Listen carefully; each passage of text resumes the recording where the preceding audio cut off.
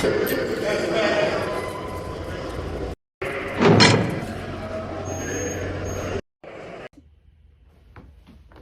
your boy OG Hollywood coming back at you with the third edition of the Ferguson Chronicle, Inside the Dayroom. This is Dayroom Talk associated with Free World Dayroom Talk. As we all know, I did 25 years in the Texas Department of Criminal Justice. 10 years of that was served on the Ferguson Unit. And during my time on the Ferguson Unit, I got quite close with a few guys over there. And today, what we're going to do, we're going to bring some of those guys on this monitor. And what I'm trying to find out is, what are they doing now versus then when I first met them? So, without further ado, we're going to meet a personal friend of mine by the name of AT. AT did approximately 18 to 19 years on the Ferguson Unit. So let's bring AT in and see what he's doing now in his personal life versus when he was in the day room on the Ferguson Unit planning out his vision to be free. So without further ado, let's tap in with AT. What's good, AT? What's good, man? What's going on, A-Duck? Oh, man, I'm just bringing you on today, man. As a matter of fact, I'd like to appreciate you for taking the time out of your busy schedule. I see you got that Eagle shirt on. Salute to the Philadelphia Eagles. However, I want to bring you on just to let the people know that people can stay free. So, with that being said, I'd like for you to introduce yourself, just a brief introduction on who you are and how far that you've come since you came from the Ferguson Unit, and as I call it, the Ferguson Unit Dayroom Talk, but we're switching from the Dayroom to the Free Society Dayroom. So go ahead and let the people know who you are. Yeah, my name is Antonio Jones. I did approximately 19 years on Ferguson. 26 years of incarceration as a whole. I left society when I was 16 years old. Came home at the right young age,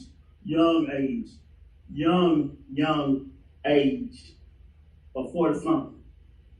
I ain't gonna disclose all that, but my experiences and everything from inside to outside, have been dramatic, and I won't say traumatic because we went through a lot of things on the inside, but a lot of things on the inside shape you what you're gonna do on the outside. So one day we'll learn and experience for me, still going through transition, still learning and doing things on the fly. You don't make mistakes by the bumps in the road, but hey, it's a part of life, man. You better do it this way than another way. So,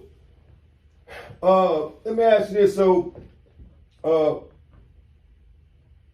what are some of the things that you can remember the 19 years that you spent on Ferguson, going in and out of that day room and up and down those hallways and just on Ferguson in general? Give us some of those times where the rough times were, how should I say this, the rough times overrided the good times.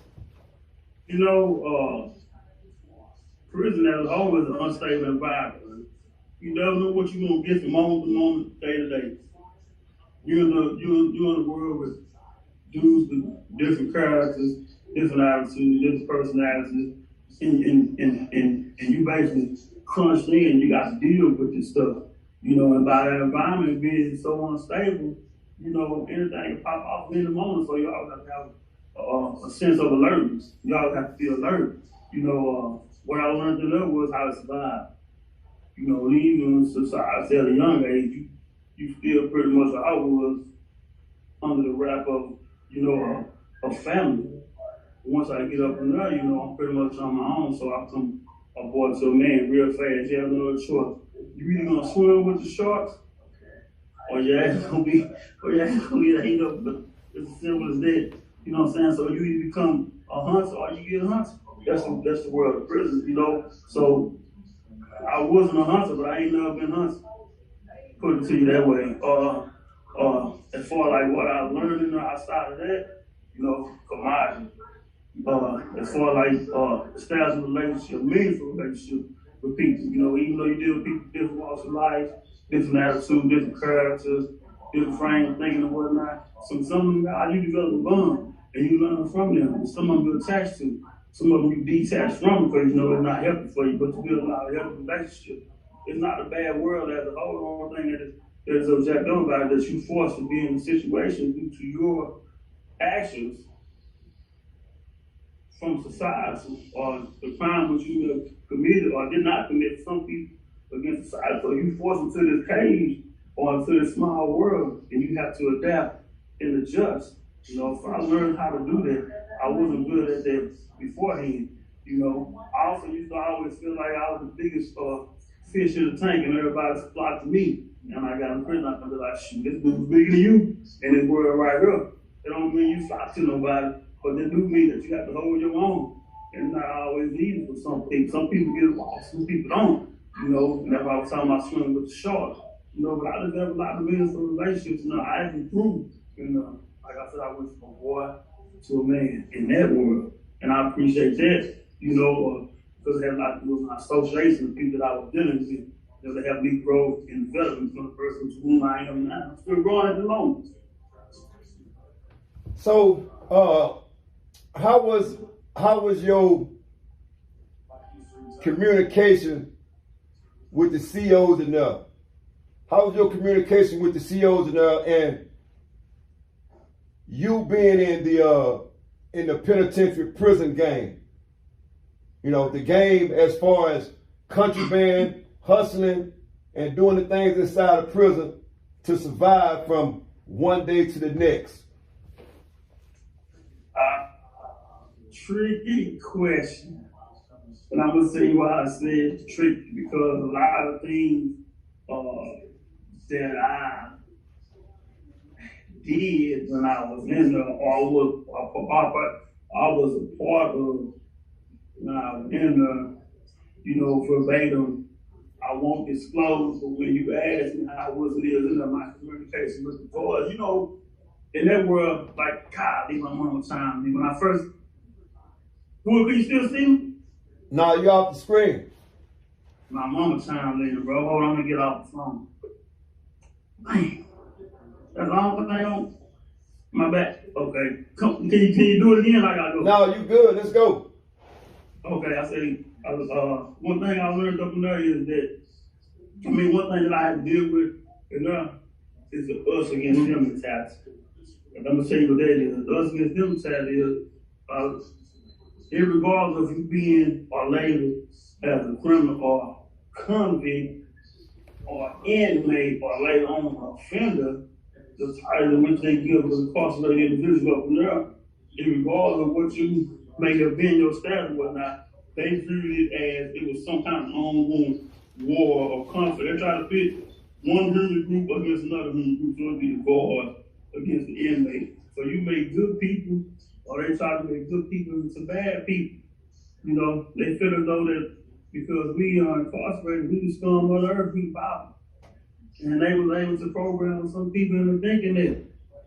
And when I was in respect, you have some individuals that you can put into that category as oh, man, you're gonna need some good dudes. So when you got people who've been programmed to see you in a certain light and don't even know you, or haven't even took out a chance to even know you, you know, or not saying to be intimate person, but to get to know you, they're gonna always be biased against you.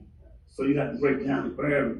You have to break down the wall. And when you're able to get close to them, you break down that barrier, you break down the wall, you realize shit, they just like us, because a lot of us be having more than us, you know, towards them. I mean, we view COs sometimes like the police, but all COs wasn't bad. All of them wasn't bad. And all wasn't good either. You know, so when you develop relationships with them, they get to know you, then you open the door opportunity for things to happen. I had some good relationships, and there was a CO. I had some horrible relationships with others. If you was copping, I didn't too much mess with you. If you was cool with it, then I mess with you. I can respect you, but I do it from a distance if you wasn't right. If you playing both ends, then you ain't no good. You have some individuals that had an understanding to your situation. And I'm not going to say due to their vulnerability, but they were more willing to go the extra mile to help you out to do things that other fathers never would, even at the risk of losing their jobs. I have been in a couple situations like that. I have been part of the game verbatim. I have participated. I have benefited from. I have never taken away from them. And that's a big part of it right there. I never took away, but I did benefit, and I shared the wealth. I didn't keep it all closed in. It wasn't all about me, because I knew others were in a position that I wasn't in, wasn't forced to do things that I was capable of doing. I had a little bit more freedom, so I shared that with them. The game up in there is as is. It is how you view it and how you play it, in regards to how it gets done. So, let me get your take on an inmate, new boot, convict. What's your take on those three? If you can just break that down for the people so they can understand between inmate, new boot, convict. Yeah, prison lingo. Basically, in my opinion, prison lingo. And I never really just fell into the realm of that when you separated by the last, but you know the difference between the two, and I'm gonna go backwards. A convict is someone who has been incarcerated for a substantial amount of time. It don't have to be no more than 5, 6, 7 years, but it's all about conduct and how you carry yourself. A convict is someone who pretty much, they don't have a lot of time though, who mind their own business, take care of their business, don't draw heat to the area, and respect others as well as receive respect from others. They demand it. They walk with a different air, they have a different vibe to them. They're pretty serious about their business and whatnot. And there wasn't a lot of convicts out of prison. Don't get it twisted. Just because you've been on 30 years don't mean you was a convict, as they say. You can still be an inmate status. When you come back and you talk about, I think you said an inmate. When you talk about someone who is an inmate, that's basically someone, man, that is all. He exists and he borderline in between the two.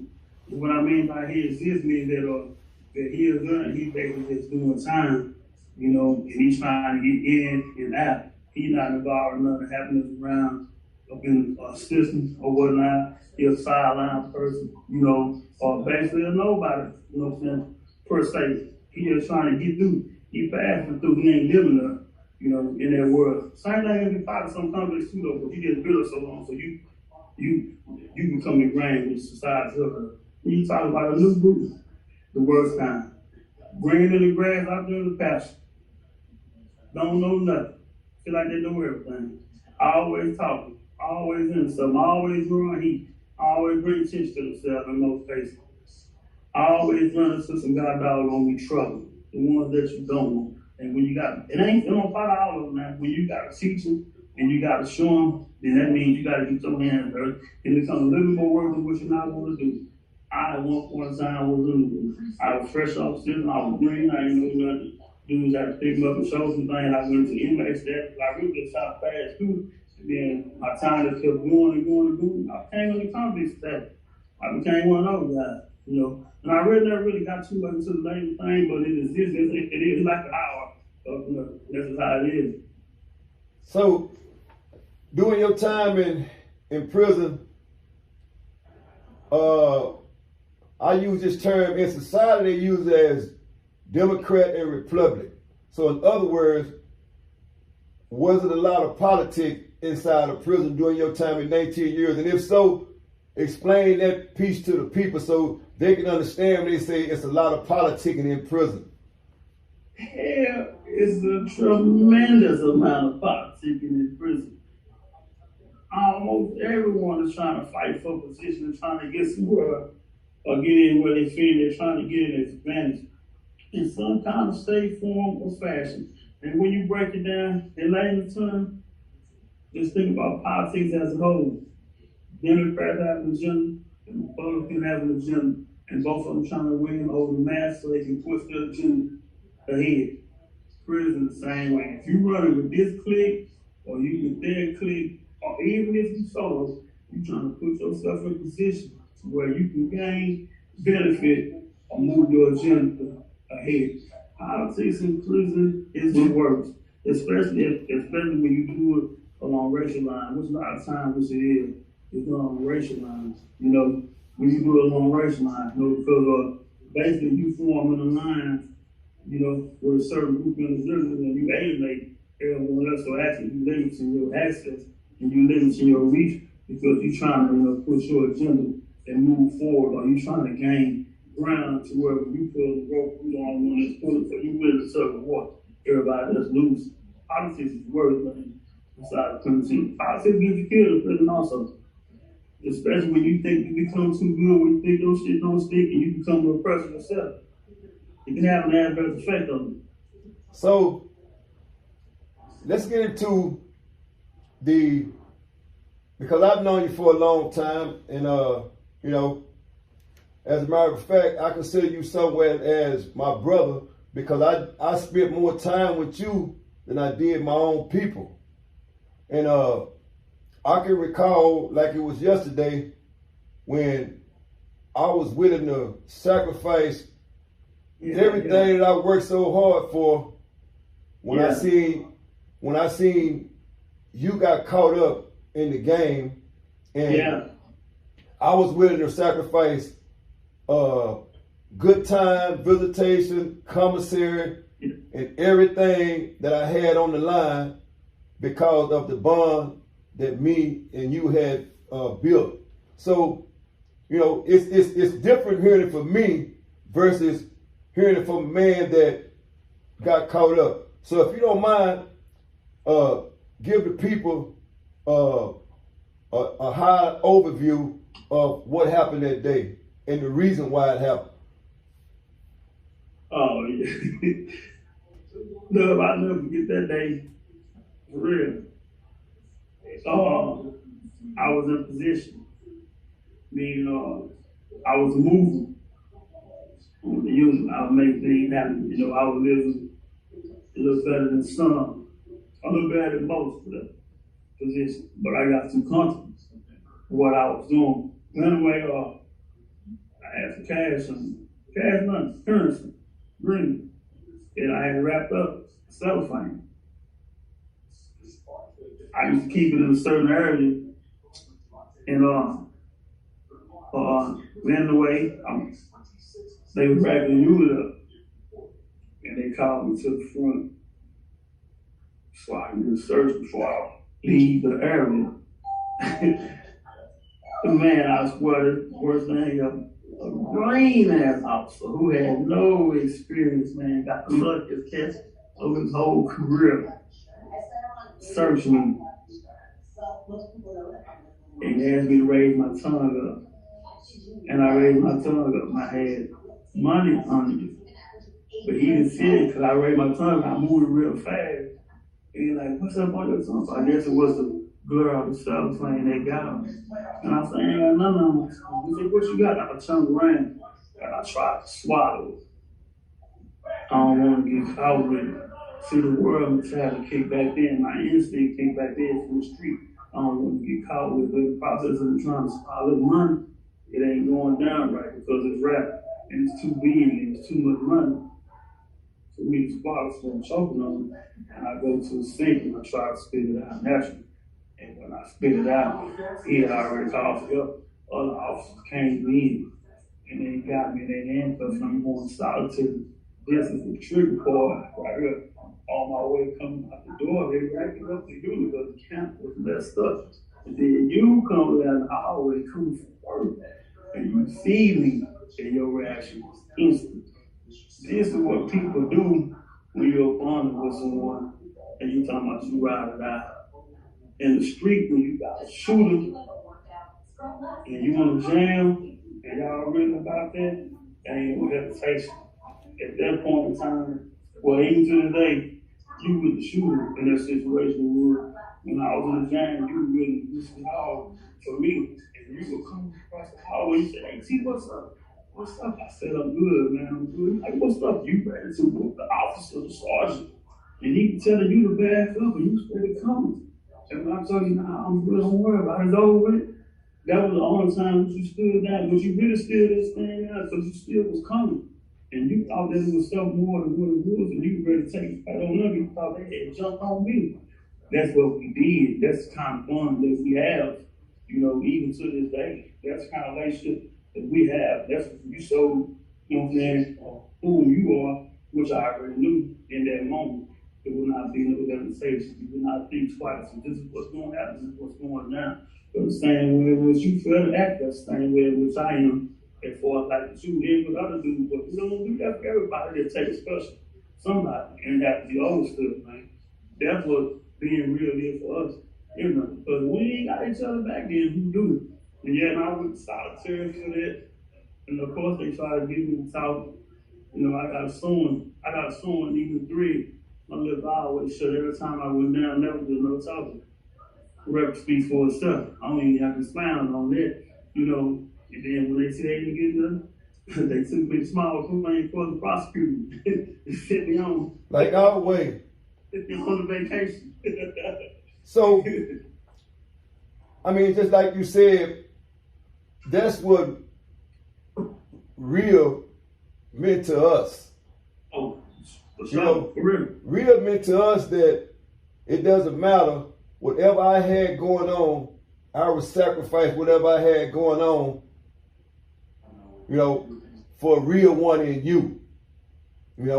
And that's what I want the people to know, that it's a difference between real and just saying the word real.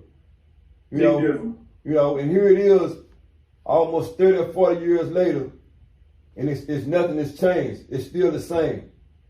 And it's kind of hard to believe. It's kind of hard to believe for the people that all these bonds were built in the day room. In the day room. A lot, a lot of things that occurred, a lot of things that I learned, a lot of things that I heard came from the day room, man. We were in there interacting. A lot of our conversation that was deep, a lot of our innermost feelings with some of us when we choose to let the guard down. Our fears, we shared with people in the day room that we trust. That's what we did. That's what we wanted at. That was our social setting. That was our place of business. That was our restaurant. We sit down and we eat and we break bread. That's when the bond started getting established in the day room. Day room carried a lot of significant meaning. So it's also a place where a lot of violent things happen, some riots, fights, whatnot. We go around, we gamble, we congregate, we watch sports. We bond. Some people, if you have a deep or disdain for someone, whatnot, sometimes people use sports as an outlet to create some mess with them, start a fight or whatnot. And in some places, in some cases, especially when I first came in, if you wasn't no regular, if you wasn't about that action, don't come to the day room. Speaking of regular, because people in society they can't decipher what a regular is in prison as far as coming into the day room, and as far as you are only allowed in certain areas of the day room, and you can only allow to be sitting on certain benches. Not to glorify the situation or time being spent in prison. However, it'll be a part of our history until we leave this earth. So, as far as a regular, what was considered as a regular inside not only Ferguson day room, any day room in prison? Yeah, I'm gonna tell you what a regular is by definition. And you can tie it along with a convict too, because they almost run hand in hand. Almost. Because you're a convict doesn't mean you're institutionalized.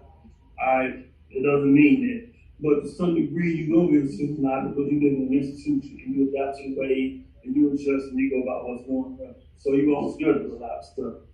But a regular is someone whom respects and has earned the respect of his peers in the setting. He has already paid his dues. They have already been through things which they had to go through in order to get the recognition to be able to move as they are moving.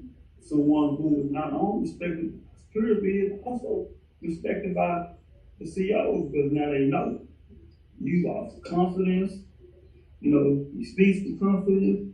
You know, he don't have to necessarily be the bad or something on the campus. There's a lot of bad all over the prison that's bad to you. You know, but that's someone, like I say, that has earned his keep and they're able to do the things that we're still able to do. You know, you have when I first came with a certain standing, person who goes to the bench, if you wouldn't know right, you can say, well, first, second, third bench. If I'm correct, on the other side, they would something totally different. On our side, they would. Because I don't think it's some bench as a whole. Because you have to earn your right, you have to earn your keep. It's the same pretty much in all units. But I don't have to be on first 18, 19 years, you know, and I can be a regular. But once I go to Coalfield, I'm not a regular because I haven't been there X amount of years, so I have to earn it. I don't have to go through the same thing that we went through. They can tell about your vibe, the way in which you carry yourself, and how you are. But pretty much, sometimes they respect the number. My number 5'9", 5'7", 5'6" digits. Yeah. I got there in the early 90s. Mm-hmm. They respect the number. Just because I got the number on me and I got sense of it, I can come from a young food and still be an old food. But I was a young food, and then when I got older, I grew up out of that, I matured. So they respect the number, so the number says a lot. And when you have people who have numbers as we had, when we got around the people that I call the leaders, the 1 million number, the million numbers, you know, you kind of really see it different because they had to do what you went through in order to get to the point to where you were at, and you view them different. But the regular student who went through rapture, man, he earned his spot. And he got there, nobody can take that from you. And if you challenge him on that, then you got that coming. Because a lot of regulars gonna add them on too. They don't want that. So, before we wind this up, once again, people, this is the Ferguson Chronicle Dayroom Talk, but we're transferring the Dayroom Talk into the Free Society, and we're checking in on those that did a lot of time incarcerated, mainly on the Ferguson Unit. It doesn't exempt other people from coming on the Ferguson Unit, want to tell their story and what being incarcerated in the day room meant to them. I'd like to say that I appreciate you for coming on the Ferguson Chronicle, telling us about your time spent in the day room and what it meant to you and how it developed to you. So with that being said, the floor is open for you to close this out on your note, any which way you choose. Oh, yeah. Hey, first of all, I want to thank you for giving me the opportunity to come over and talk, man. Folks really be having a misconstrued, understanding sometimes, of what an incarcerated person may be like or may have been through and how they are today. Even though we was on X amount of years, we just part of the system was a part of us. From a mental standpoint, we wasn't there. We just did physical. So it had our body, but it never had our mind. We was always going to be on the wall. That will help keep us sane. That will help keep us going. And like I say, our bond, not just you and I, but the bond we developed with others, it's still with some brothers that are in there, and go a long way. That's for sure. It don't break.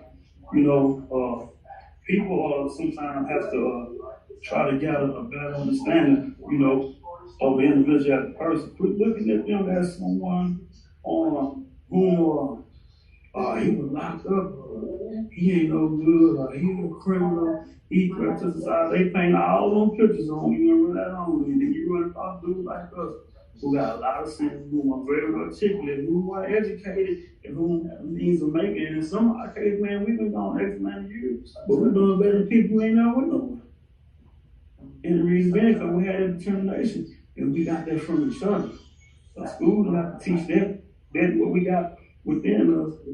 One of us to bring it up out of us. We just pass the game along, man. So instead of looking down on someone who's been in that position right there, if you don't know about who's been there, think about how they would feel. How you would feel if you nation like did you like that, man. Instead of pushing them down, give them a hand and help them up, it goes a long way, man. Like I said, man, AT, I appreciate you for taking the time out to come on the Ferguson Chronicle, giving us your take on the Dayroom Talk. With that being said, stay blessed up, continue to push forward. I salute you. Much love and respect.